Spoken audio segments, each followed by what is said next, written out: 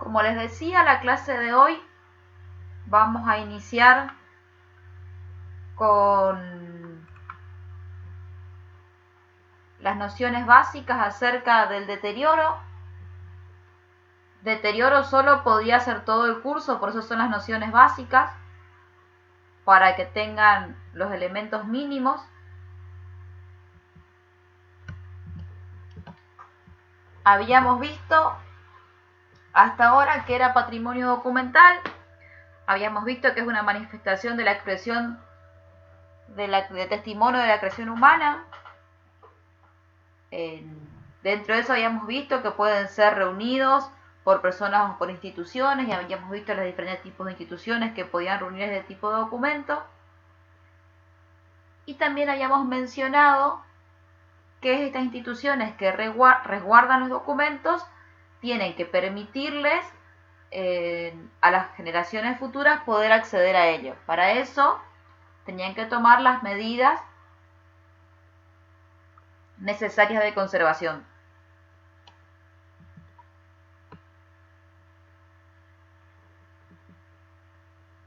Allí en un momento yo les había mencionado que los documentos del patrimonio documental no necesariamente es el documento antiguo, sino que podemos tener documento nuevo que va a formar parte de nuestro patrimonio documental en el futuro.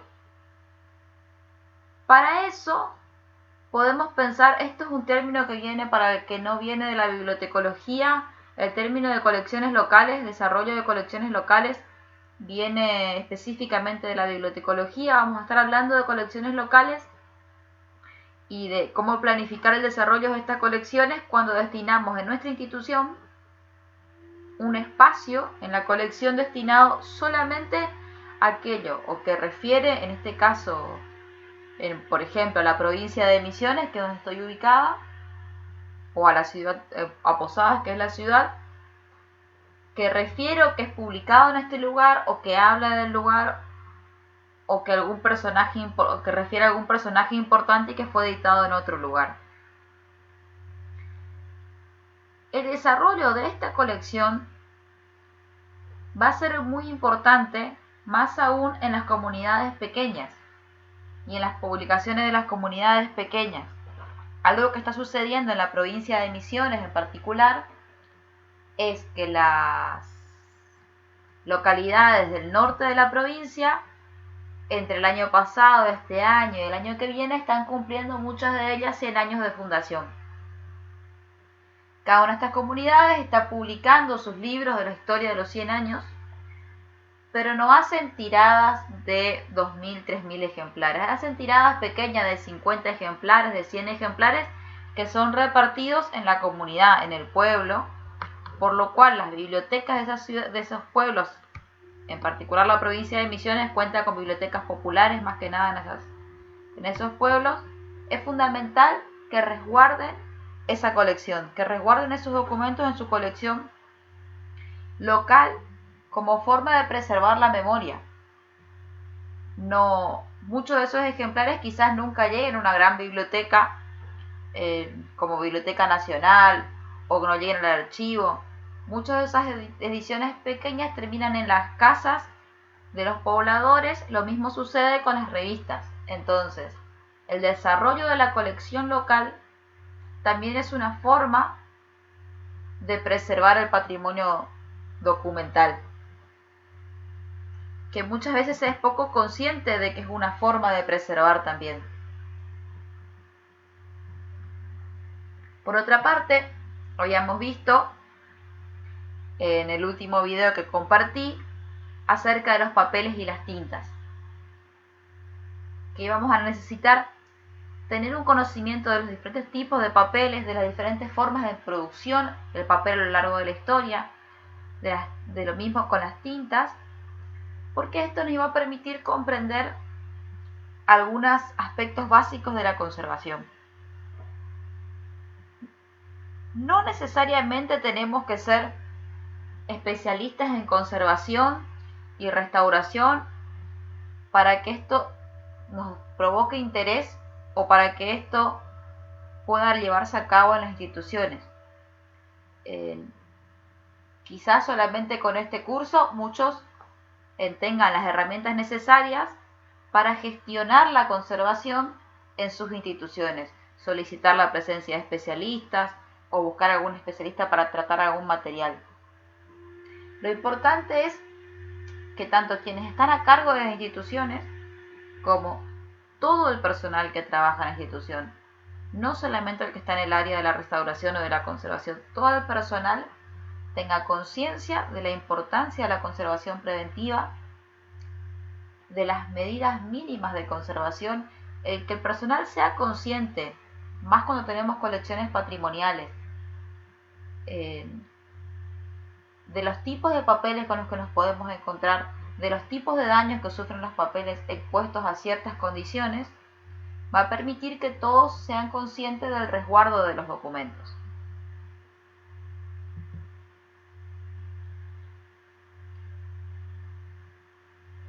En especial hoy vamos a dedicarnos a factores de deterioro, a sus nociones básicas. En la ilustración B volvemos a la hojita del libro que les mostraba en el video anterior. Este libro tuvo muchos de los deterioros que vamos a ver hoy, por eso volvemos a esa hojita. La idea es que podamos hacer un recorrido tanto por el tipo de factor como por algunas características para reconocerlo.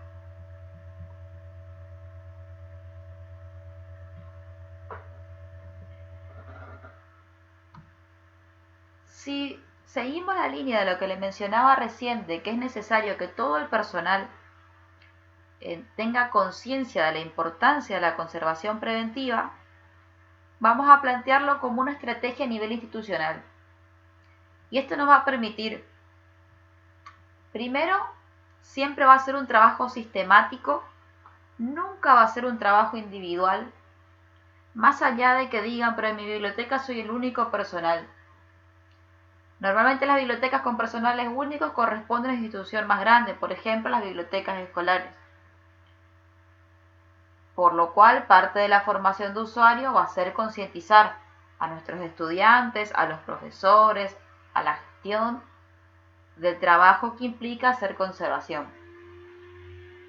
Este trabajo sistemático siempre nos va a permitir encontrar los daños o los posibles deterioros a tiempo. Si nosotros hacemos un trabajo sistemático y siempre hacemos revisión de nuestra colección, vamos a poder planear las acciones, vamos a poder encontrar los tipos de deterioros en el momento adecuado.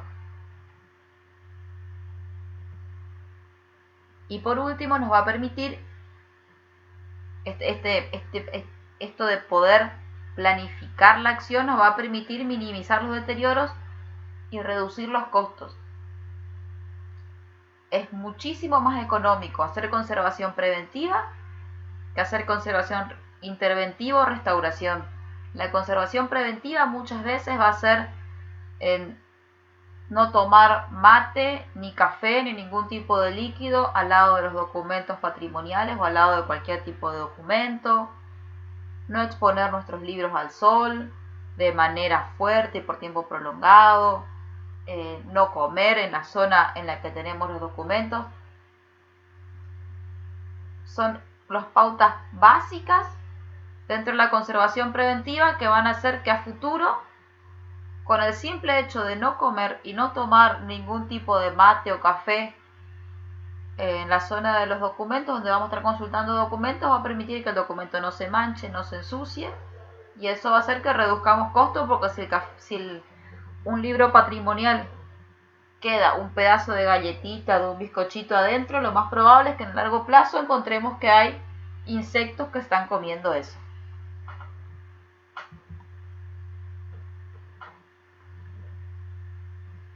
Los tipos de deterioro vamos a clasificarlo en dos grandes grupos. Primero, en los factores internos, que van a hacer referencia a la constitución misma del documento, sobre el cual mucho no vamos a poder hacer, sino que vamos a poder estabilizar, pero no mucho más. Y los factores externos, que van a referir sí a todo el trabajo sistemático de control, dejarnos los factores ambientales, los factores humanos o antropogénicos, los biológicos, y algo que aparece en alguna bibliografía que yo prefiero tomarlo entre comillas, las catástrofes. La mayoría de las catástrofes que le suceden en nuestras colecciones van a estar ligadas a acciones humanas. Entonces la idea de catástrofe podría ir entre comillas.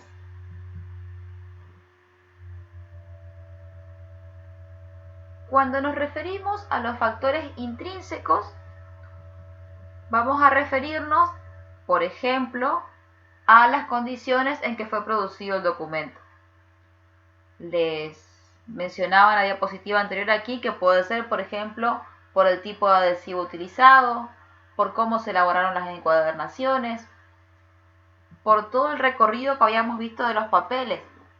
En ese documento que les mostraba al principio, el pedacito de hoja, que es un libro de 1934, más allá de los deterioros biológicos, de los biodeterioros que sufrió, el amarillamiento del papel está dado por la mala calidad del papel. Era un papel que se fabricó todavía con altos niveles de lignina, por lo cual produce un nivel de acidificación muy alto. Ese tipo de deterioro podemos llegar a estabilizar, darles condiciones de humedad y temperatura adecuadas, dar una manipulación adecuada, pero no vamos a poder frenar el deterioro porque está en la constitución físico-química del documento. Los problemas de encuadernación, no los libros que se destrozó la encuadernación, que las hojas quedaron sueltas por algún motivo, que sucede muchísimo con las encuadernaciones en rústica, sino los problemas de la encuadernación de la física del encuadernado que no me permite abrir el libro, o de algún tipo de daño que vamos a ver más adelante de unas encuadernaciones que me tocó trabajar,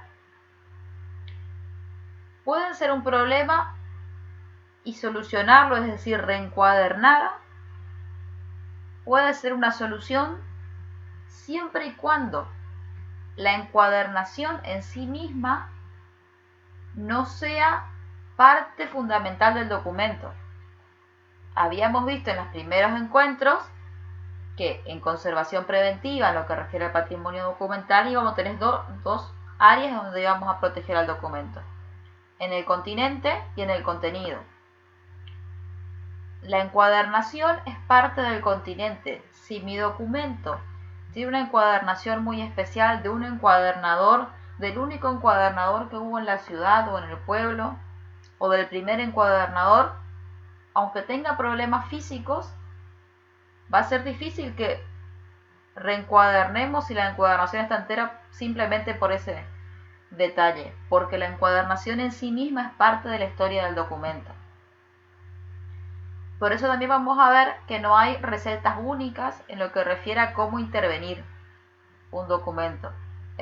Quizás en lo que es conservación preventiva, de todo lo que es evaluar el espacio físico, vamos a tener una receta más estándar que va a ser aplicable a casi todos los depósitos y a casi todos los documentos. Sin embargo, en lo que es la intervención directa a un documento, siempre vamos a tener que hacer una evaluación respecto a lo que requiere ese documento en especial.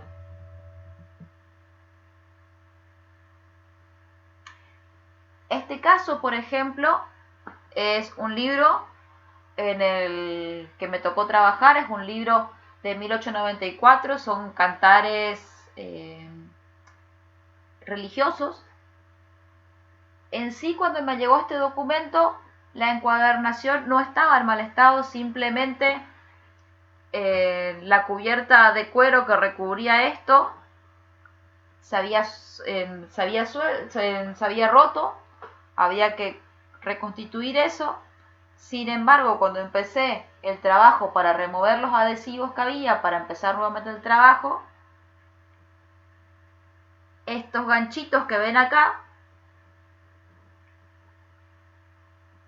estaban cerrados, y lo que empecé a ver fue, cuando se realizó la limpieza mecánica del documento, hacia el interior, bien en el borde, en la unión de las hojas, habían manchas de óxido y las hojas se estaban soltando. Cuando empiezo a sacar el pegamento, me encuentro con que los hilos, entre comillas hilos, eran muy duros y empezaba a ver todas estas manchas alrededor.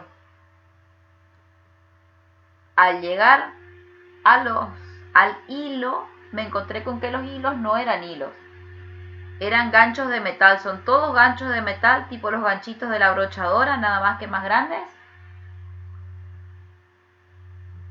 Todos estos eran ganchos de metal. En este caso, decidí rehacer el encuadernado, sacar todos los ganchos de metal, porque en el largo plazo iba a ser muy dañino y en sí el gancho de metal no le aportaba nada a la encuadernación más que hacer de sostén, por lo cual lo que se resolvió fue retirar todos los ganchos, utilizar las mismas perforaciones que había para los ganchos para hacer la costura. Entonces se reemplazaron los ganchos de metal por hilo de 100% algodón, y eso va a permitir que a futuro todo este óxido que se ve, todo esto marrón que ven, es óxido, que después terminó como en esta zona también estaba toda oxidada, se fue retirando todo el pegamento y permitió sacar todo el óxido. El resto de la encuadernación se recuperó el lomo que estaba suelto, las tapas se usaron la misma, la forma de encuadernado, salvo por el alambre, la costura respetó todo el resto, y eso va a permitir que el libro, que en sí las hojas que estaban en excelente estado, se mantengan y perduren en el tiempo.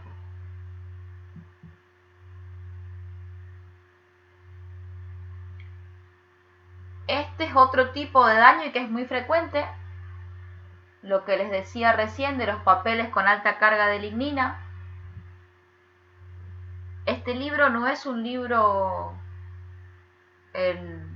viejo, digamos, no es tan antiguo. Este libro es de 1950 más o menos.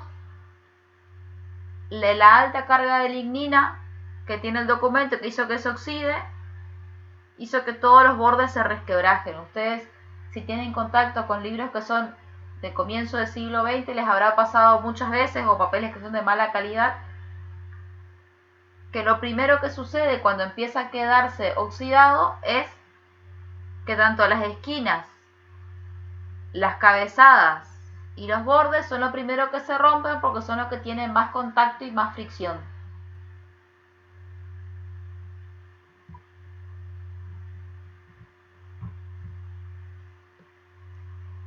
Para poder controlar, más que nada, por ejemplo, ese proceso de deterioro que vimos recién de las altas cargas de lignina, lo primero que vamos a tener en cuenta son las condiciones ambientales, que va a ser el primer factor extrínseco que vamos a supervisar. Y aquí vamos a ver la temperatura, la humedad y la luz. Normalmente las recomendaciones son como ven ahí, que los documentos en soporte papel tienen que estar en una temperatura entre 18 y 22 grados, con una humedad relativa entre 45 y 55%, con fluctuaciones muy pequeñas. Para los que son de la provincia de Misiones o los que son de más hacia el norte de la Argentina o hacia el norte de Sudamérica, mantener los libros en esta temperatura es muy costoso, es muy difícil, porque nuestras temperaturas son muy por arriba de los 22 grados. Cuanto más cerca de Centroamérica estamos, la temperatura mínima suele estar más cerca a los 18, que en este caso entre 18 y 22. Por lo cual, las últimas tendencias o investigaciones empiezan a proponer que si no tenemos las posibilidades técnicas y económicas para mantener los equipos de refrigeración y asegurar en el tiempo que estos equipos de refrigeración funcionen y mantengan entre 18 y 22 grados, darle la temperatura más estable que podemos en nuestro contexto. No sirve de nada que yo pueda refrigerar y tener mis libros entre 18 y 22 grados de lunes a viernes y que sábado o viernes, cuando termina el último turno, apaguen todos los equipos y sábado y domingo los libros pasen a 30 grados y el lunes de vuelta ponerlos a 18. O que tengamos controlado, pero justo hubo un corte de luz a la noche y a la noche no hay nadie en la institución, entonces de golpe de estar en 22 grados pasó a 30, 34 en un verano, y después a la mañana cuando volvemos y volvemos a poner los equipos, vuelvan a ponerse 18. Eso en el largo plazo es mucho más perjudicial que mantenerlos a 25 o 30 grados. Sí, lo que debemos buscar es un espacio en nuestra institución o donde realicemos los resguardos que nos pueda dar una temperatura estable. En uno de los casos, por ejemplo, que hace esto, con las colecciones no de valor patrimonial, no lo que es tesoro, pero sí con los otros tipos de documentos, Biblioteca Nacional Mariano Moreno. Ellos en sus depósitos, en los subsuelos, como tienen grandes capas de hormigón, tienen comprobado que la temperatura no fluctúa de manera brusca como en el exterior o como en otras partes del edificio. Lo mismo sucede aquí en Misiones, en Posadas con la Biblioteca Pública de las Misiones. Nosotros tenemos 2 subsuelos. El segundo subsuelo, por la cantidad de hormigón que tiene a su alrededor, o sea, lo que hace el subsuelo, hace que las temperaturas ni en verano ni en invierno lleguen a ser tan extremas porque fluctúa de manera mucho más lenta que en los otros sectores del edificio. Otro factor que también vamos a tener en cuenta es la humedad. La humedad, sí, a diferencia de la temperatura, debemos tenerlo mucho más controlado y más aún en los lugares donde tenemos temperaturas altas, porque mucha humedad y mucha temperatura van a ser propicio para que aparezcan hongos, moho, cualquier tipo de microorganismo. El otro factor que debemos tener en cuenta es la exposición a la luz. Si alguno tiene experiencias en tener su biblioteca orientada hacia un lugar que en un momento del día le da mucha luz a los libros, les habrá pasado a escuchar un término, debe ser un término muy cotidiano, que es que crujan. Los libros empiezan a crujir. Ese crujir se debe a que el calor está produciendo efectos sobre los adhesivos, sobre el mismo papel, sobre los lomos. Estos empiezan a hincharse o a achicarse y empiezan a romper sus estructuras, más que nada los lomos. En las colecciones modernas, donde hay muchos libros con encuadernaciones en rústica, es muy común, cuando hay muchos documentos expuestos al sol durante mucho tiempo, se escucha el crujir del pegamento de los lomos. Por lo cual siempre tenemos que intentar tener condiciones de luz controladas en lo posible, no luz natural, no sol, y si no usamos lámparas halógenas, usamos las lámparas comunes, que no sea de manera directa sobre el documento.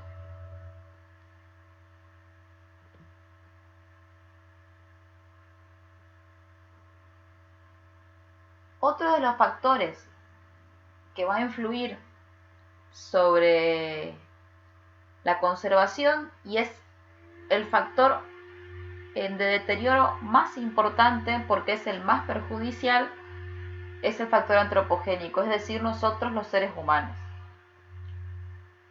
Más allá de los factores intrínsecos, después de los factores intrínsecos, si el material estuvo mal confeccionado, en lo que es a factores extrínsecos, el más importante es el ser humano.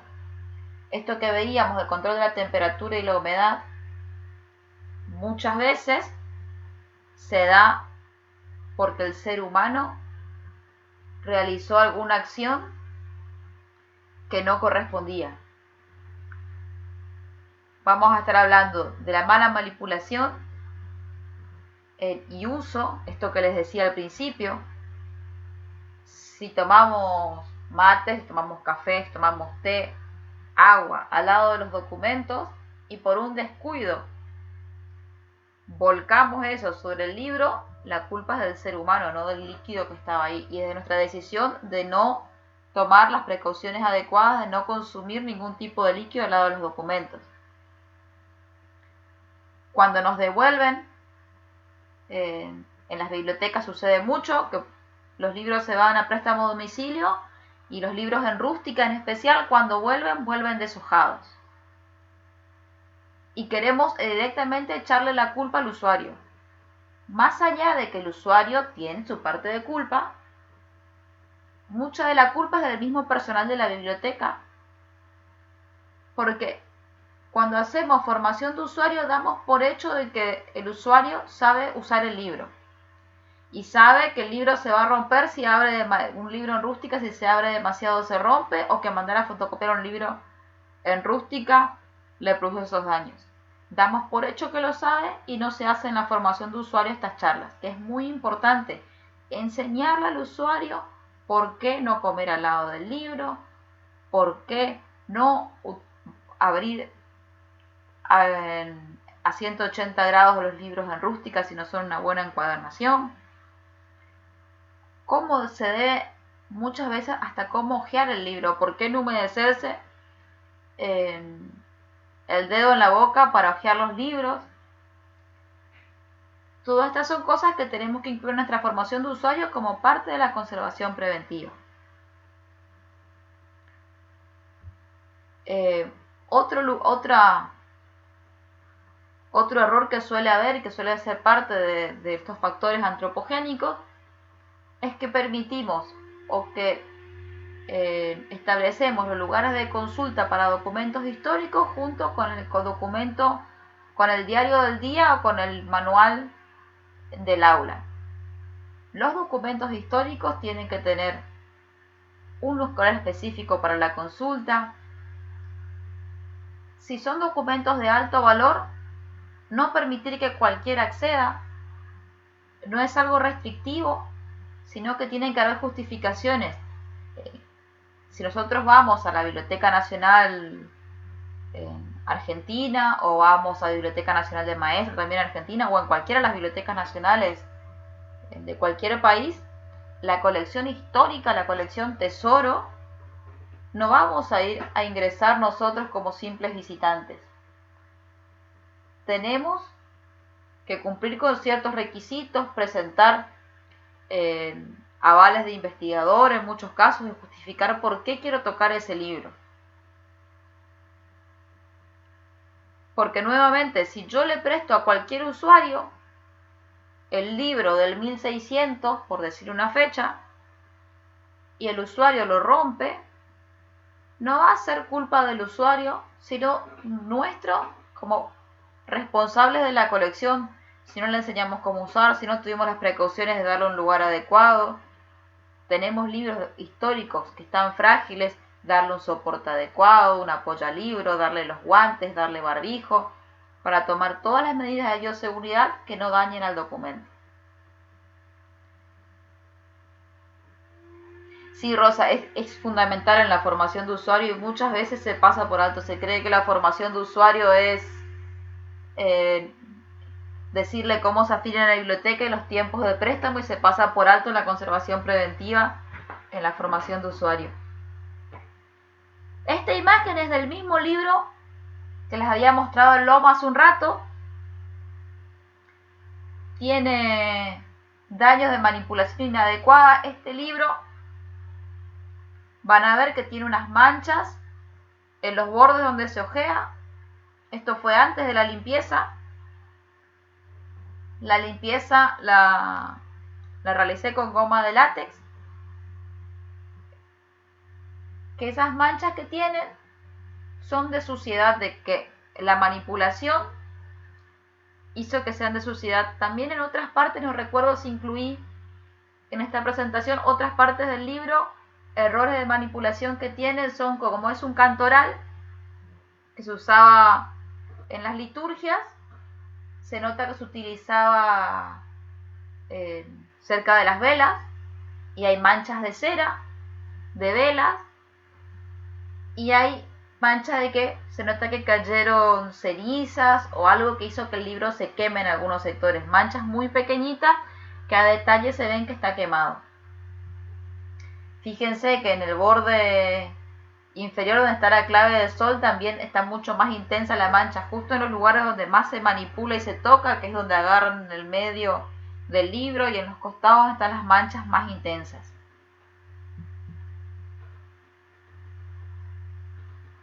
Aquí vemos otra página de ese mismo libro de la manipulación inadecuada.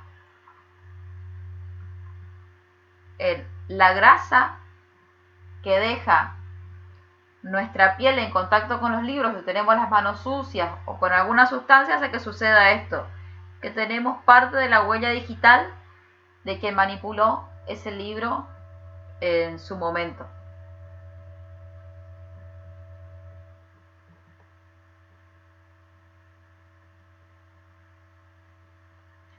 Otro de los factores extrínsecos, y si quieren, más allá de lo que voy a nombrar ahora, si quieren profundizar más en esto, les dejé un texto de Yerko Quitral, él es un chileno.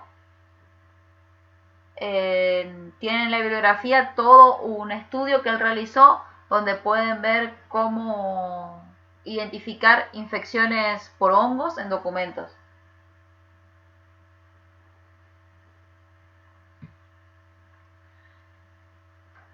Antes de continuar, tomo el aporte que hace Rosa. Otra de las cosas que suele suceder tanto en las bibliotecas universitarias y en las escolares aún más, es que rayan los libros con resaltador, con virome, una marquita en lápiz. Una marquita en lápiz en un libro, en una universidad donde hay más de 3.000 alumnos, y ese libro se presta todos los días, una rayita en lápiz por cada alumno significa que tengo todo mi documento rayado al final del año. Entonces, incluir esto como parte de las charlas de formación de usuario. Y ni hablar de cuando arrancan las páginas para llevárselas al parcial, o porque tiene una ilustración que está muy linda y cuando vuelve el documento no tenemos una página del libro. Gracias, Rosa, por el aporte. Respecto a los factores de deterioro biológicos o biodeterioro, vamos a encontrarnos. Estos son los más comunes, que vamos a hablar de hongos en general. Hay tipos de hongos que atacan a los libros, que va a ser algo mucho más específico. Lo mismo, ver los diferentes tipos de insectos sería mucho más específico, así que solamente vamos a ver en general.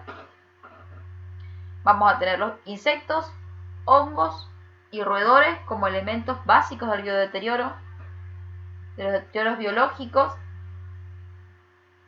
Piensen, el papel es un elemento que deviene de las plantas, por lo cual son propicios para que los insectos y los roedores los usen de alimentos, por lo cual tenemos que tener muchísimo cuidado. Con los hongos aparecen cuando tenemos pH ácidos, es decir, en libros que tienen un pH ácido, y la humedad está por encima del 55%, dicen algunos textos, otros por encima del 60%.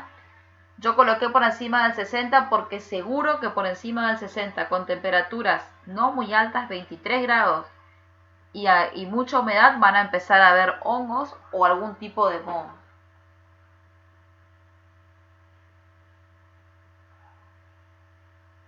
Respecto a las huellas históricas, que está preguntando Camila, sí,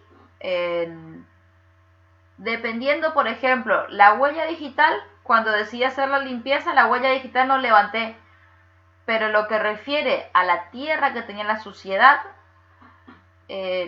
necesitaba levantarla porque a largo plazo, aunque sea una mancha que es histórica, que es parte del documento, va a terminar perjudicando por las acciones químicas que producen el papel. Y acuérdense que en la que le mostré, cuando le mostré la primera foto del libro, era un libro de 1894, por lo cual sus hojas, más allá de que está muy bien conservado, sus hojas tienen alta carga de lignina.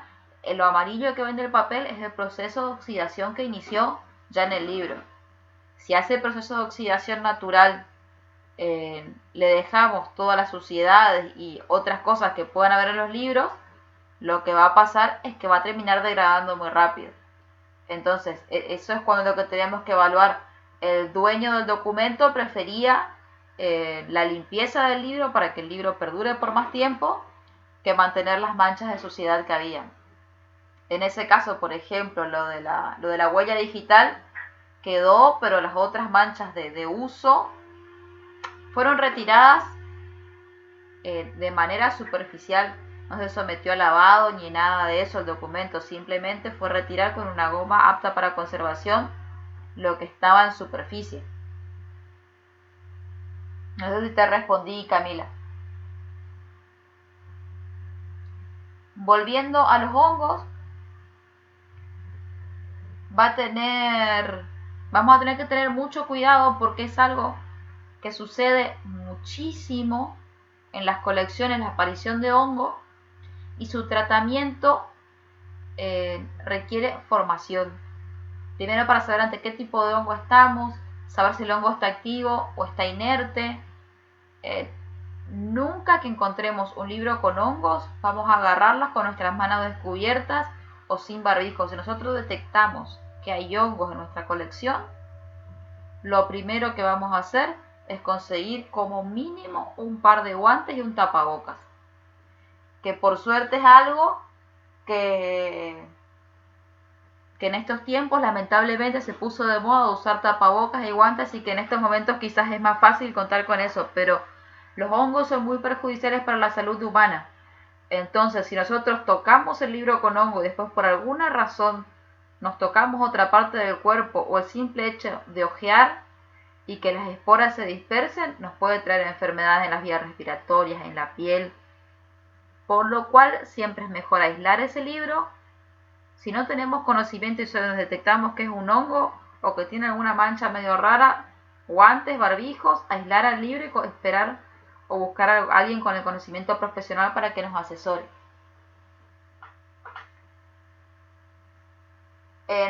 Le respondo a Karina respecto a que están a 3 cuadras de un arroyo. Sí. Aquí en Misiones, por ejemplo, no importa si no tenemos arroyos al lado, empieza esta época del año.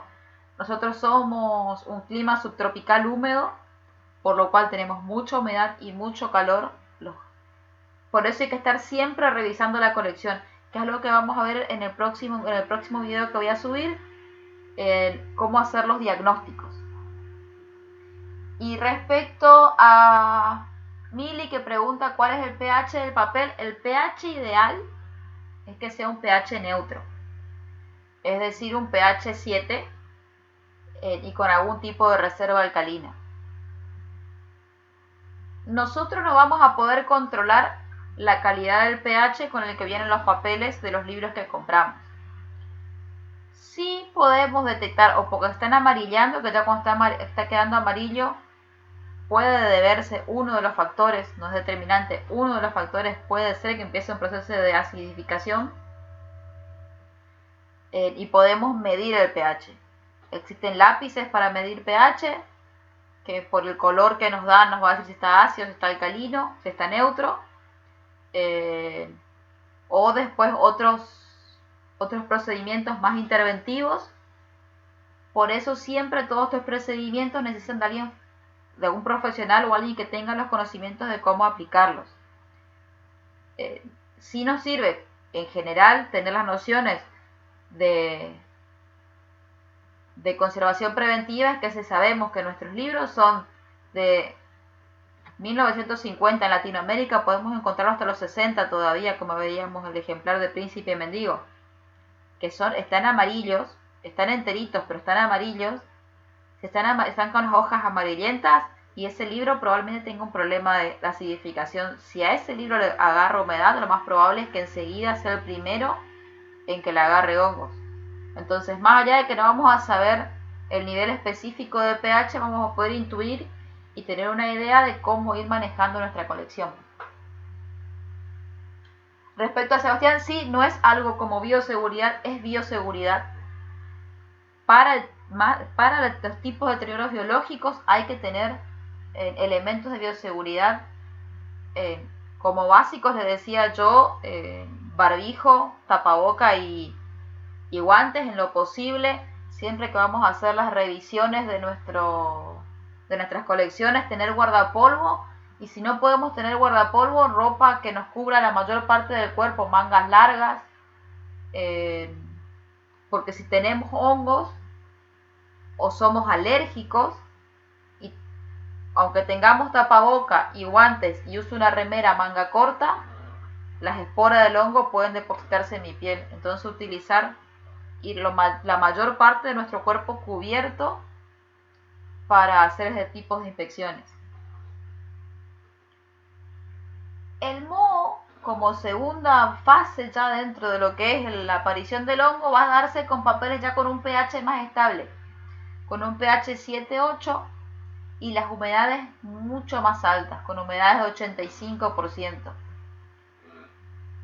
De nada, Amelia, Sebastián, no suele ser tan frecuente, pero aparecen mucho los hongos. El moho por ahí es más frecuente en otro tipo de colecciones como discos de vinilo o fotografías. En el papel es más común encontrarnos con hongos. Vamos a ver algunas imágenes y vamos a ir viendo también lo de los roedores y los insectos. Esta imagen que ven aquí es un libro con hongos. Los hongos en algunas partes del libro ya no estaban activos, otros. Este fue un libro que le agarró algún tipo de inundación. Esto, por ejemplo, nosotros lo tomamos en nuestra biblioteca como ejemplo, pero normalmente no se reciben. Algo que sucede y que los que son bibliotecarios van a entenderlo muy bien es que la gente utiliza la biblioteca como basurero de libros. ¿Qué es lo que sucedió con este libro? Este libro estaba, eso que dijo Rosa, de todo rayado y con resaltadores. Primero, en un libro de ciencias económicas estaba completamente rayado. Además de rayado, al dueño o dueña se lo mojó, entonces el libro está completamente mojado porque le agarró lluvia. El libro llegó mojado a la biblioteca como donación, o sea, quisieron donarnos. En Dayana no conozco la realidad de los museos, pero por lo que veo también. Bueno, esto llegó a la biblioteca y el dueño del libro esperaba que la biblioteca lo sane y lo incorpore a su colección. Lo aceptamos porque justo en ese momento iba a dar un taller respecto a conservación y como ejemplo servía muy bien. Lo que nosotros vemos, las manchas negras, son el hongo. La segunda imagen que tenemos es la vista en microscopio. Nosotros lo bautizamos el queso gruyère. El queso gruyère, el queso roquefort, queso azul por la forma que tiene. Eso son las esporas de las que yo le hablaba. Si nosotros miramos a simple vista, parece que es una simple mancha negra. Esa mancha negra, si yo empiezo a mover y a hojar el libro, todas estas esporitas que estoy viendo en la segunda imagen van a empezar a liberarse al aire.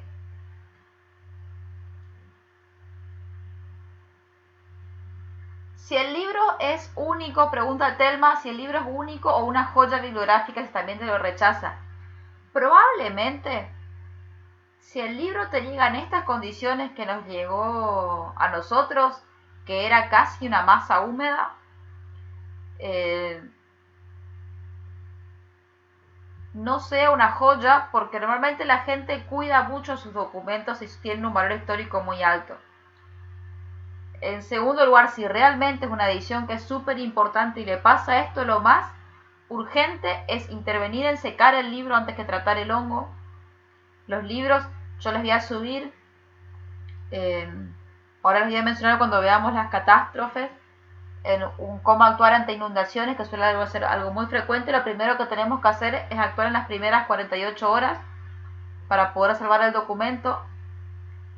Y va a requerir, si es un libro o una joya bibliográfica, va a requerir de un presupuesto muy alto y que un personal 100% calificado trabaje con el documento, porque normalmente estos libros que son como joyas tienen tipos de tinta que tienen problemas y que pueden levantarse ante cualquier intervención, suelen ser muy frágiles, entonces no rechazar, pero si sabemos que a nuestra biblioteca no le podemos dar, o a nuestra institución no le podemos dar tratamiento adecuado, recomendarle a dónde dirigirse.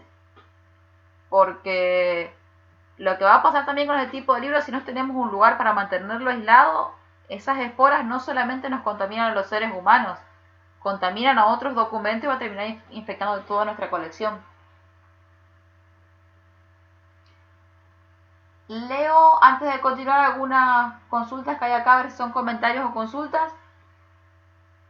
María dice que en el municipio donde ella trabaja recibieron muchos libros sin consultar y el 80% estaba infectado y el material desactualizado. Suele suceder muchísimo eso, de que incorporan a la colección, de que reciben. Una recomendación que suele haber es cuando recibimos nuestra colección, tener eso que dice Rosa, una política de adquisición y una política de donación más que de adquisición. Es algo que en Argentina al menos es poco frecuente, tener una política de donación de qué recibo. Entonces viene un usuario, viene alguien de la comunidad y no le recibimos, le justificamos por qué, le mostramos nuestras políticas y decidimos recibir esto y no esto y por qué razones y el estado en el que recibimos los documentos. En particular, por ejemplo, en el caso de la Biblioteca Pública de las Misiones, cuando nosotros recepcionamos las donaciones, una aclaración es que luego de lo dejamos por escrito, que luego de evaluar la colección, la biblioteca puede decidir incorporar a su colección esos documentos o volver a donarlos a otra institución. Muchas veces hacemos eso con los manuales escolares. Hay bibliotecas populares que recién se están abriendo, nuestra biblioteca siempre apoya la creación de bibliotecas populares, entonces lo que hacemos es tener un acervo que esté actualizado, que esté en buenas condiciones, y lo incorporamos. También dejamos explícito que si el libro está en malas condiciones va a descarte. Este libro fue a descarte, luego del trabajo que hicimos, de la fotografía, de dar el curso, fue a descarte. No estamos en la biblioteca porque tener algo así puede hacer que termine toda una colección infectada.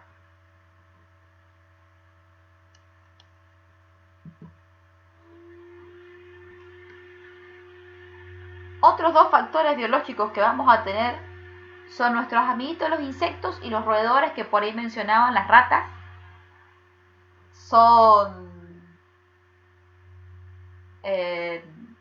muy comunes, son lo primero que tenemos que tener en cuenta y vamos a verlo cuando veamos el videito de diagnóstico. Lo primero que tenemos que observar cuando pasemos por nuestros estantes, hacer la evaluación de la colección, del estado de conservación de la colección. Muchas veces es decir, si mi biblioteca es muy grande, es decir, bueno, una vez a la semana un personal recorre todos los pasillos y al azar va viendo parte de los estantes para ver que no haya rastros de insectos y que no hayan rastros de roedores. Todos los que tuvieron roedores en sus bibliotecas o en su institución, en sus museos, van a saber que lo peor del roedor es que nosotros nos enteramos que están, ya cuando ingresaron estuvieron un tiempo porque encontramos las heces de los roedores. Tiene que estar muy infectada la colección para que veamos al ratoncito caminando. Si ahí vemos al ratoncito caminando, probablemente haya más de uno, pero solemos encontrarnos con las heces. Y estas heces no solo nos dan cuenta de que está el roedor, sino de que también son dañinas a esta heces para nuestra colección. Esto se soluciona de manera económica. De manera muy económica es establecer un plan de limpieza. Si yo mantengo mi colección limpia, voy a evitar que haya insectos y voy a evitar que haya roedores. Y si mantengo la limpieza, voy a hacer el control de humedad y voy a evitar hongos. Esto es lo que yo le decía, que es mucho más económico, es muchísimo más económico. Decir, esta biblioteca, este museo, este archivo, se va a proceder a la limpieza tantas veces al mes, tantas veces a la semana, de acuerdo al tamaño, que no establecer ningún plan de limpieza y querer combatir al roedor o al insecto cuando tengo la colección infestada, porque hacer las fumigaciones, los controles, es muchísimo más caro.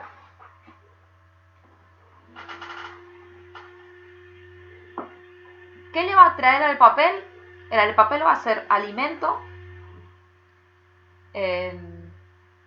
Van a depositar los huevos. Los insectos depositan los huevos y lo peor es que depositan en las esquinas o en los lomos de los libros encuadernados. Entonces son muy difíciles de ver y vemos ya cuando hicieron la eclosión los huevos y se dispersaron por los libros. Y vamos a tener otro tipo de insectos que nos perforan el papel.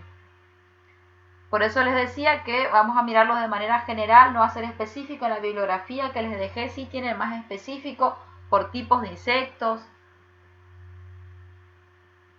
porque cada tipo de insecto produce un daño particular.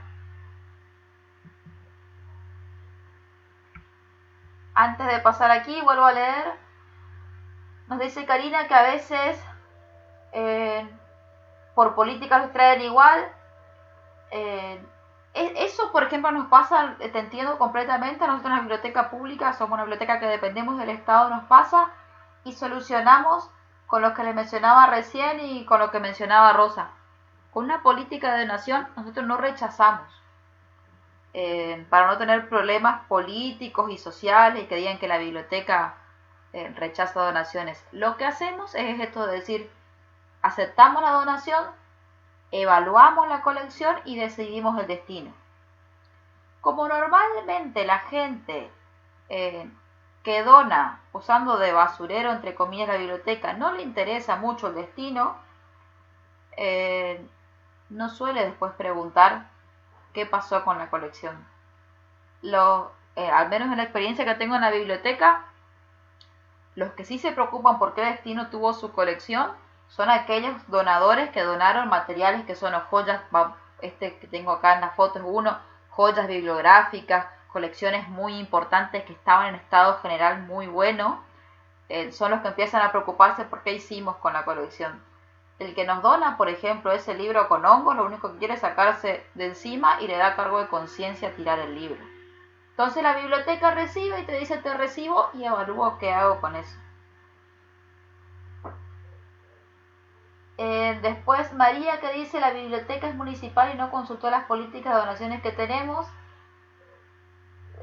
Sí, y pasa mucho cuando no está el bibliotecario o el personal que está siempre en esa tarea que se reciben las donaciones sin consultar, porque los libros hay que recibirlos. Si nosotros establecemos algunas líneas, después podemos tomar decisiones sobre nuestros documentos.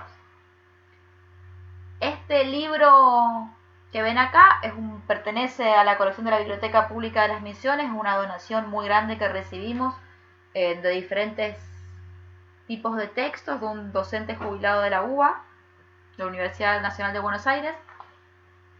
Es un manuscrito árabe datado aproximadamente en el 1700. Vamos a ver este libro en general, bueno, esta imagen, que la hoja que le fotografié, la que está más dañada, este libro para la antigüedad que tiene, nos llegó de una manera bastante entera, completa, con muy pocos daños visibles en que estén activos. Vemos que uno de los daños que tiene es que en algún momento tuvo un proceso de humedad, se ve tanto en la parte superior como inferior, y tuvo un problema con insectos además, que van a ver en la imagen de la izquierda, donde estoy señalando, hay como dos puntitos. Esos puntitos son túneles, que es lo que vemos en la segunda imagen.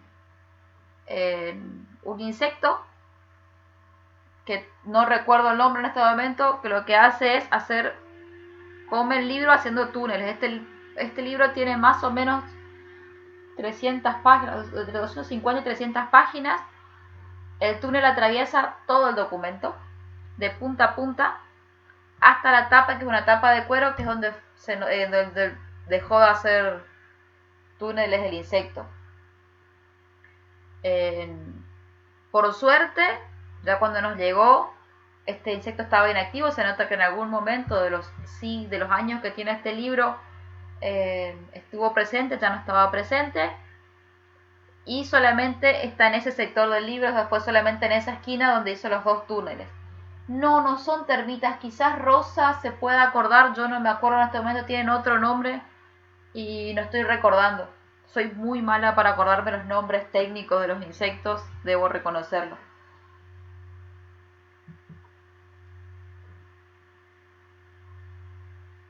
Esta es otra vista de otros documentos, esto sí ya es de una colección personal que me tocó trabajar personalmente de manera particular.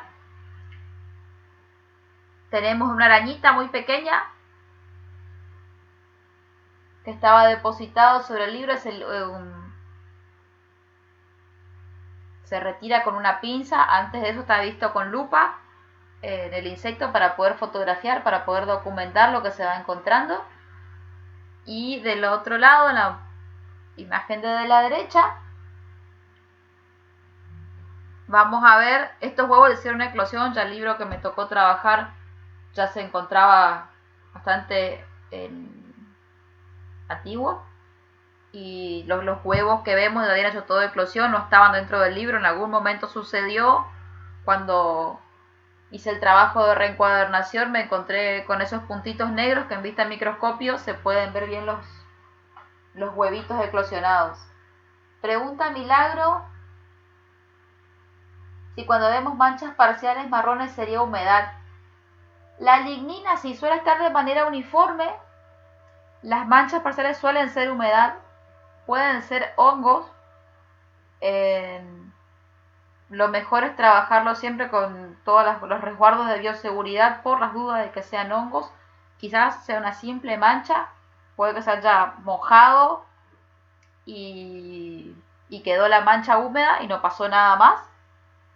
O puede ser que haya un hongo. Entonces, por las dudas, si te encontrás con libros con ese tipo de manchas, mejor trabajar con los materiales de bioseguridad. Ahí Rosa sabía que me iba a ayudar. Son los anóvidos, los insectos que hacen los tunelcitos, que habíamos visto en la imagen anterior. Volviendo, antes de pasar a otro tema, al tema de los huevos eclosionados. Normalmente, al menos en nuestra zona, cuando inicia la primavera es el momento en que los huevos hacen eclosión. Hablo de nuestra zona, lo que es América del Sur. Por lo cual, siempre es aconsejable, cuando inicia la primavera o unos meses antes, hacer revisiones de nuestra colección para asegurarnos de que no haya presencia de insectos. Uno de los insectos más comunes es el pececillo de plata, que ese más de uno lo habrá visto en sus documentos. Pero después, arañitas, que las vamos a ver porque vamos a encontrarnos muchas veces con telaraña.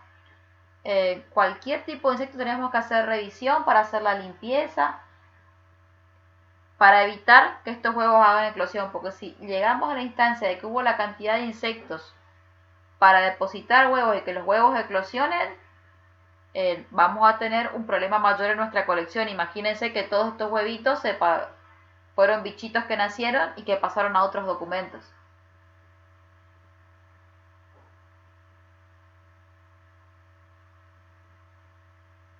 No entiendo tu pregunta, Florencia, si podés reformular.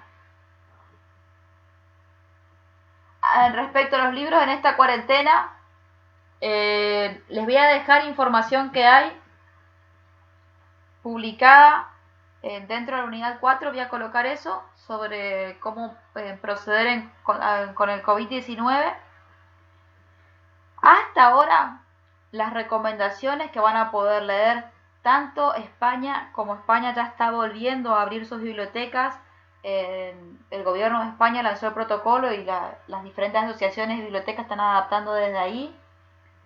En los documentos IFLA, que están en inglés, la Biblioteca Nacional de Canadá, en la ICROM, largaron algunos lineamientos y, por ejemplo, lo que más se está recomendando es los libros que estaban en domicilio antes de que empecemos el aislamiento, en este caso en Argentina, o la cuarentena como en muchos otros países. es que cuando vuelvan se establezcan cuarentena para los libros. Los primeros días del aislamiento o que empezó a tomar fuerza la pandemia,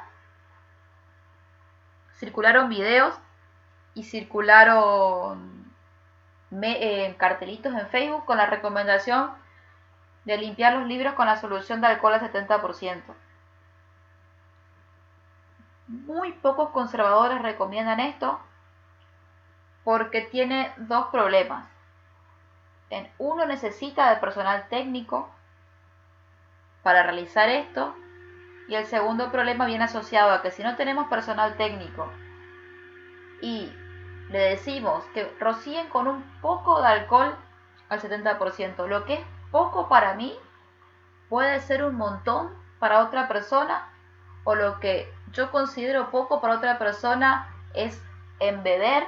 Entonces lo mejor es aislarlo. Igual le voy a dejar en los artículos que están publicados, y para quienes estén interesados, Jerko Kitral, que es un investigador, que es un conservador, él es especialista en deteriorios biológicos, él viene de la rama de las ciencias duras, va a dar un curso con Ascolvi en Colombia, están abiertas las inscripciones ahora, lo va a dar entre mayo y junio.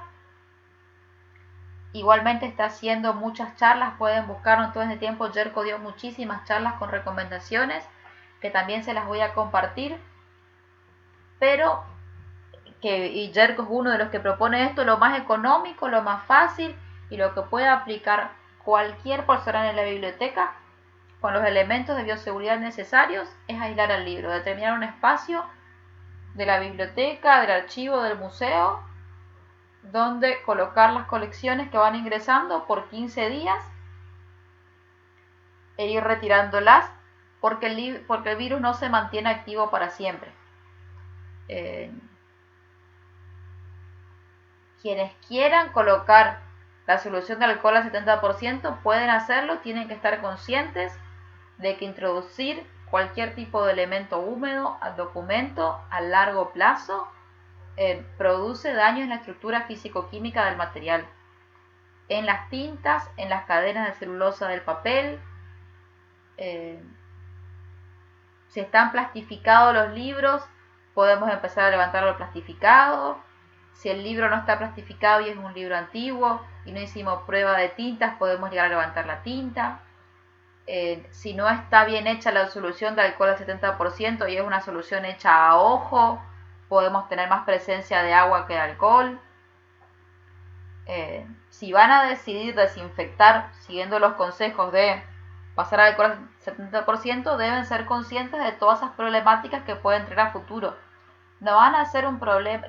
Colocar alcohol al 70% para limpiar el libro no va a hacer que mañana el libro no me sirva más. Pero en el largo plazo puedo ver los daños que produje hoy.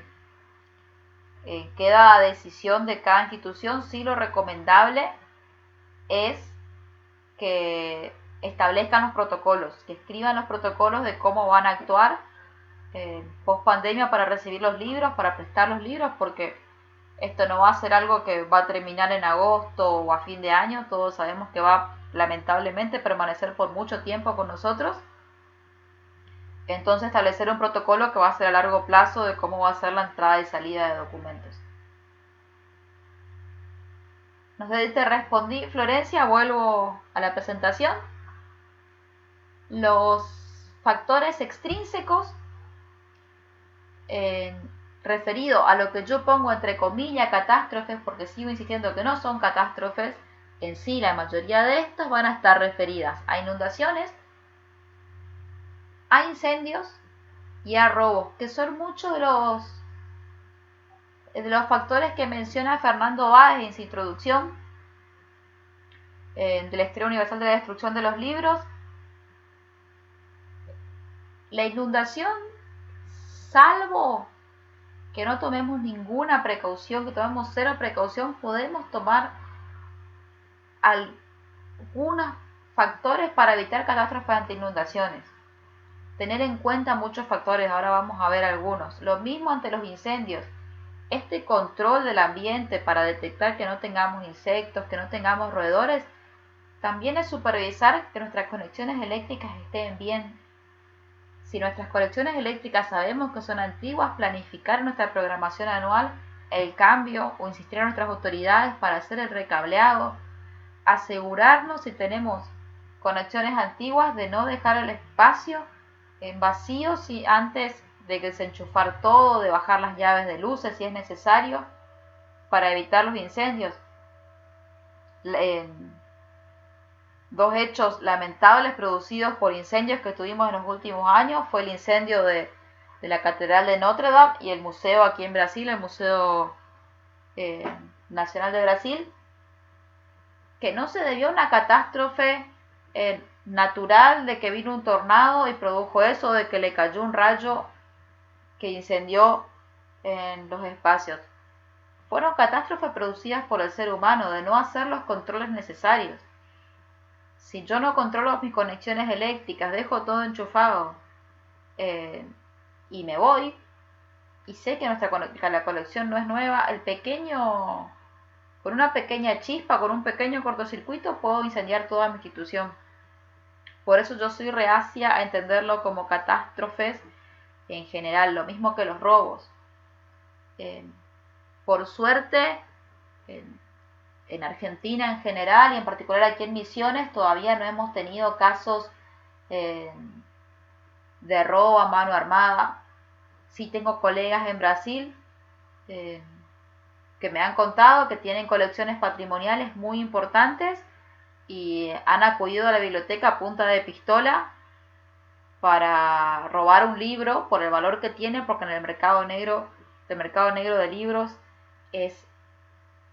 manejan costos muy altos para poder adquirir los libros.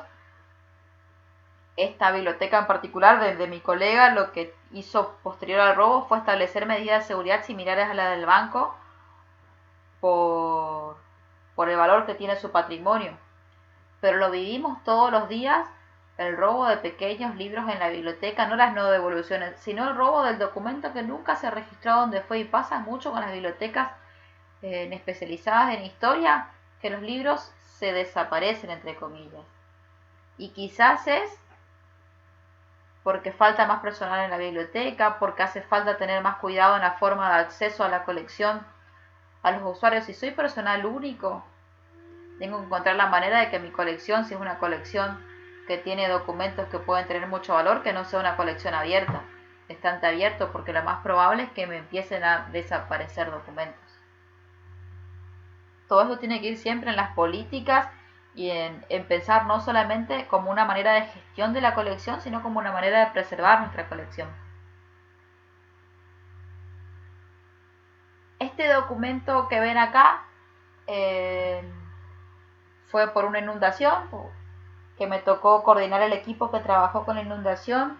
Sucedió en la editorial de la Universidad Nacional de Misiones.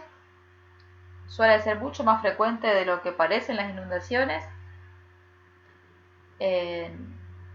Lo primero que hay que hacer, igual les dejé un documento, no sé si les dejé, voy a controlar ahora si no se los voy a dejar, un libro que es solamente un documento que se publicó aquí en Argentina acerca de cómo actuar, las pautas básicas de cómo actuar ante una inundación, en donde les decía recién, las primeras 48 horas es clave. Lo siguiente que tenemos que hacer es, si llegamos al espacio, vemos la inundación, no desesperarnos, porque desesperarnos puede ser peor, intentar pensar en frío. Lo más adecuado de todo sería que en nuestros diferentes planes de la biblioteca tengamos un plan de contingencia donde estén contempladas catástrofes. ¿Qué hago si la biblioteca se inunda? La biblioteca, el archivo, el museo, el centro de documentación, cómo proceder en inundación, cómo proceder ante incendios, y que hayan personas que estén capacitadas en cómo proceder y en cómo actuar. En particular en esta que me tocó coordinar, lo que pasó fue que el personal que trabaja en la editorial no es bibliotecario. Ellos dieron, lo que pasó fue que una canaleta que estaba en el techo del depósito estaba sucia, no se limpió la canaleta, hubo una tormenta, llovió muy fuerte, rebalsó la canaleta y mojó los libros del depósito. El personal creyó que eso estaba perdido, no sabía cómo actuar. Nos pusimos a trabajar con mi equipo. Acá tenemos dos partes buenas de este trabajo, de lo que resultó más fácil. Como era una editorial, la primera política que se tomó fue que todo libro que iba a ser muy cara su recuperación se iba a descartar, porque como era el depósito de la editorial de muchísimos de estos libros, casi todos los libros tenían más de un ejemplar. Lo segundo que se decidió fue establecer los lugares. Tenemos que siempre determinar lugares. ¿Dónde va a ser el lugar para hacer el secado? ¿Dónde va a ser el lugar para hacer el reprensado? ¿Dónde va a ser el lugar de ventilación? Asegurarnos que en el lugar al que vamos a trasladar los documentos no hay posibilidades de que se vuelvan a mojar. Existen varias experiencias documentadas acerca de inundaciones. En Argentina sufrimos una muy grande en La Plata, una inundación muy grande que tuvo La Plata, inundó sus bibliotecas. Otra fue el año pasado en una biblioteca de la UBA, y hace un par de años hubo la biblioteca del gobierno de la ciudad de Buenos Aires. Una vez que decidimos los espacios, lo que debemos hacer es empezar el proceso de secado. Esto puede hacerse de dos maneras. Una es, como ven en la imagen de la izquierda, intercalar entre las hojas del libro papel secante, que el papel secante sea papel tisú, en papel de cocina. Lo ideal es que no tenga color, que sea blanco, sin textura. No es lo que sucedió aquí. Era papel blanco, tenía una textura. Esto se debió, es que es lo que conseguimos al momento de abrir el depósito y empezar a hacer el trabajo, era lo que había en el mercado más cerca de la editorial. Necesitábamos trabajar ya. En el plan de cómo actuar ante estas catástrofes, es bueno también contar con una base de datos o con una noción de profesionales que puedan ayudar. En las experiencias de La Plata y de Buenos Aires, si entran a la biblioteca de la UBA, en este momento no me acuerdo cuál de las bibliotecas era, se le rompió un caño que pasaba por encima de la colección. Lo primero que se hace es convocar a voluntarios. La comunidad, y más la comunidad de conservadores, suele ser muy abierta al voluntariado en estas situaciones, son muy solidarios. Nosotros hicimos lo mismo, porque mi equipo con el que tenía para trabajar, éramos 2 personas más, no íbamos a poder trabajar con él, hacer todo el trabajo. Lo que hizo la editorial de la universidad fue convocar a estudiantes avanzados en la carrera de bibliotecología. En la biblioteca pública también actuó como voluntario y colaboró con profesionales para realizar el trabajo de salvataje. Luego de colocar el papel, vieron que el libro está parado. En la base tiene otro papel secante. Lo que hay que hacer es ir rotando porque el agua va a empezar a precipitarse. A fin de que no quede todo el agua acumulada aquí abajo, lo que vamos a hacer es rotar cada cierto tiempo, también establecer un tiempo para hacer la rotación. Y en este caso teníamos la suerte de que había mesas de madera. Si tienen mesas de madera, son muy recomendables porque la madera misma va a actuar como agente que va a absorber la humedad de esos libros. Otra cosa que se hace es, a los libros así parados se utilizan ventiladores o aires acondicionados en la función de deshumificación. Los ventiladores a 1 metro de distancia, no sobre el documento. Otra cosa que me estaba olvidando de mencionarles, que suele ser muy común, es no aplicar calor, porque una de las soluciones frecuentes que quieren hacer es con los secadores de cabello, con calor o con frío, ponerle sobre el libro. Esto es perjudicial, va a producir que se deforme, va a producir que haya hongos. Imagínense si había algún tipo de hongos, a ese libro con humedad le empezamos a dar en calor sobre el libro, va a hacer que el hongo se active. Entonces no hay que forzar el proceso de secado con los ventiladores para que airee. Otra opción es armar tendederos. Si vemos que el lomo del libro y el peso del libro va a soportar tendederos, podemos usar tendederos donde asegurarnos que lo que vamos a usar sean tanzas gruesas, o si vamos a usar hilos, que sean hilos que no produzcan que destiñan o que pueda hacer que el libro se pegue. En preferencia siempre vamos a usar las tanzas más gruesas, transparentes, que eso no va a hacer que el libro no se va a pegar a eso y no va a terminar tiñendo. Cuando el libro está seco, que es como estaba acá, en la segunda imagen, el libro está seco, lo que vamos a hacer es pasarlo a prensa, es decir, reprensarlo para que vuelva a quedar planito. Yo me olvidé de colocar la foto del libro ya terminado. Si no tenemos prensa, podemos utilizar placas de madera con ladrillos encima, asegurarnos siempre de forrar eso para que no pueda manchar de ninguna manera el libro. En este caso, en la editorial no teníamos prensa. Lo que se hizo fue colocar otros libros, como estos estaban secos, otros libros que no sufrieron el proceso de daño, sobre el libro, dejarlo abajo, entonces hacía peso y eso empezó a hacer que los libros se vuelvan a acomodar. No van a que muchos libros quedaron casi imperceptibles en la inundación. Los libros que más fueron afectados fue más difícil recuperarlos. No terminan quedando 100% planos, pero se puede recuperar, se puede leer.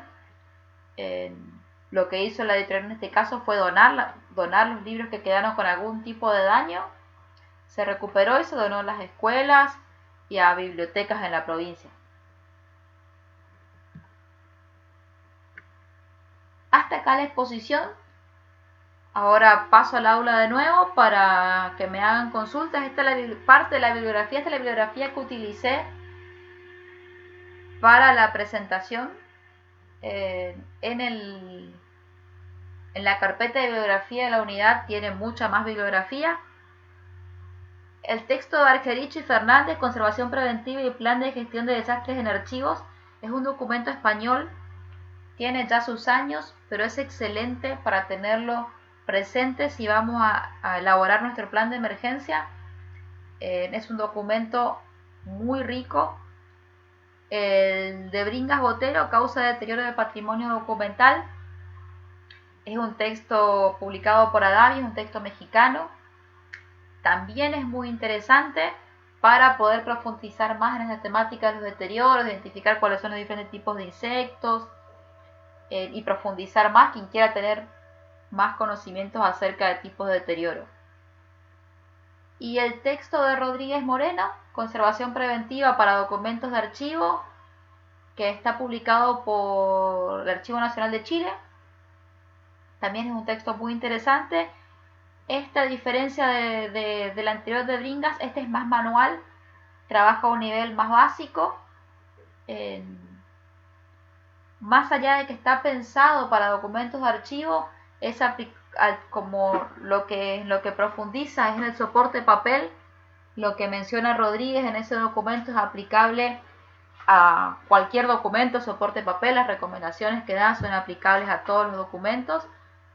También es muy interesante, lo tienen disponible.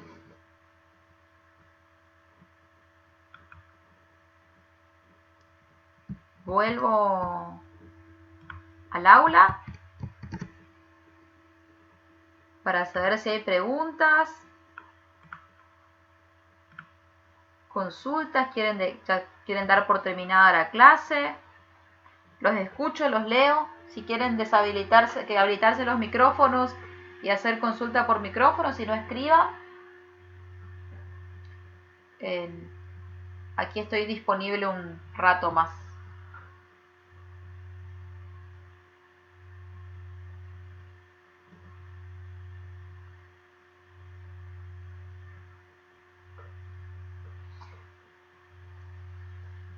Pregunta Telma, ¿qué tan importante es la ventilación de los depósitos de libros y documentos? Muy importante. Si es posible, no la ventilación de abrir las ventanas de par en par todo el día, 5 minutos, un rato, con mosquiteros, siempre y cuando frente a mi calle no sea una calle de tierra o que tenga grandes niveles de polución. La ventilación más adecuada por ahí es con sistemas de ventilación cerrados como aires acondicionados, ventiluces pequeños, pero es muy importante ventilar los ambientes con todos los recaudos para que no suceda que por dejar una ventana abierta para que se ventile ingresaron insectos o ingresó algún tipo de roedor. No sé si te contesté, Telma.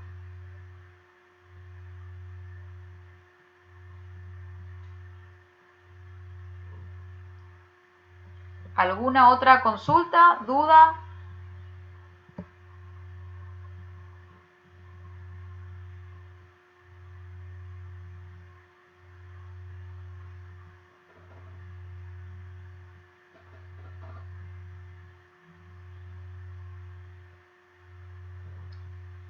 El uso de luces LED en los depósitos en potencia es recomendable. El uso de luces LED es lo más recomendable en cualquiera de los ambientes. Si pueden tener LED en los depósitos y en las salas, es lo más adecuado. Porque primero es más amigable con el medio ambiente, es más amigable con nuestros documentos porque son luces frías, son más económicas. Así que si tienen la posibilidad, muchas veces pasa de que no logran hacer que la institución haga un cableado eléctrico nuevo, así que aún les resulta más difícil lograr que les coloquen luces LED, pero si cuentan con el presupuesto para hacer eso, sería lo más adecuado.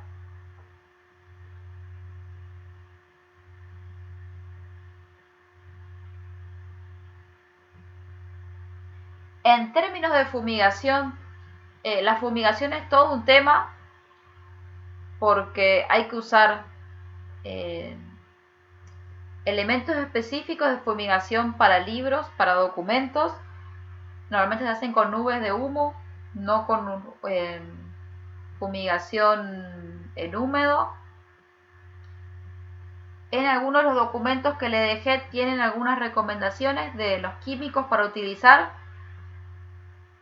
En lo posible tenemos que evitar el tipo de fumigación que usamos para nuestras casas o para el resto de las partes de la institución, no hacerlo en los depósitos. Para el depósito utilizar materiales específicos porque a largo plazo terminan contaminando nuestros documentos. Si no tenemos posibilidades, es la única forma que tenemos que para fumigar, es después asegurarnos de hacer una limpieza en nuestros documentos para que no sea tan perjudicial los químicos.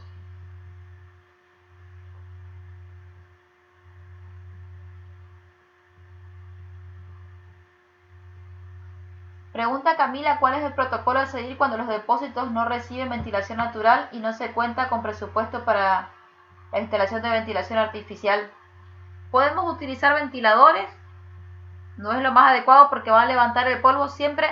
Eso es parte de los próximos videos. Yo les he dicho que iba a subir 2 videos más. Uno va a ser el de los materiales de limpieza. Nosotros las bibliotecas, los archivos y los museos vamos a limpiar con aspiradoras, no con escoba o nada que levante el polvo. Una opción puede ser ventilar con ventiladores o encontrar la manera de una vez al día al menos dejar que la puerta abra y que corra un poco de ventilación, si es que es totalmente cerrado y no podemos ventilar de ninguna manera. No sé si te respondí la duda, Camila.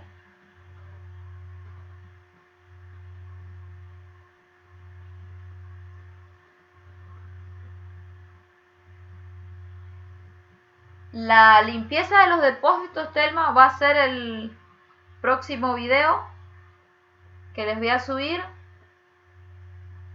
Mejor dicho, no el próximo, el siguiente. Vamos a ver diagnóstico y también la limpieza. Tiene que hacerse, como les mencionaba al principio, tener un plan regular, sistematizado de cómo se va a hacer la limpieza. Si sucede que en nuestros espacios la limpieza la hace un personal tercerizado, solicitar a la empresa tercerizada que destine siempre al mismo personal y capacitar a ese personal. Vamos a retirar los libros de los estantes, y los estantes sí vamos a hacer limpieza en húmedo. Antes de retirar los libros de los estantes vamos a aspirar los libros. Después vamos a aspirar todos los estantes. Vamos a asegurarnos de que no haya baldes con agua dentro del depósito. Vamos a humedecer los trapos y vamos a pasar sobre las superficies, asegurándonos de cuando volvamos a poner no haya ningún tipo de humedad, secado al 100% los documentos. Pero el próximo video les voy a explicar bien y les voy a mostrar cómo se realiza la limpieza. Otra consulta.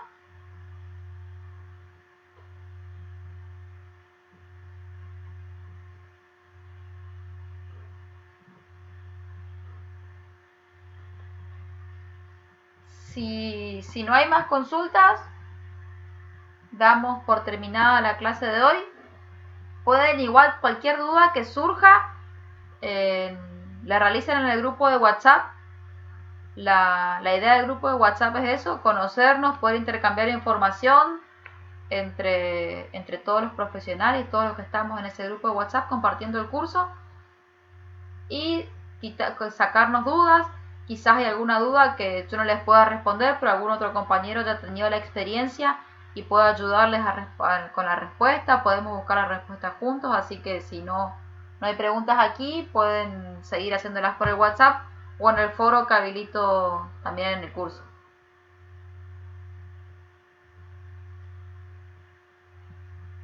Bueno, me despido. Hasta el próximo video. La próxima clase en vivo es el día 14. Allí les voy a dar las pautas acerca de cómo elaborar el trabajo final para quienes quieran tener el certificado de aprobación. Y si tienen dudas que quieran hacerlo ese día, también podemos resolverlas ese día. Hasta luego y muchas gracias por compartir este espacio con la biblioteca.